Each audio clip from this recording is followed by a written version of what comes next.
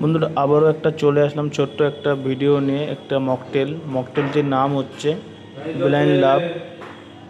তো প্রথমে আমি দিচ্ছি lime juice, orange juice, peach syrup, টপিংয়ে দিচ্ছি soda Sprite and garden syrup, আর গার্নিশে দিচ্ছি মাল্টা অরেঞ্জ স্লাইস। তো ভিডিওটা ভালো লাগলে লাইক এবং সাবস্ক্রাইব করে দিও।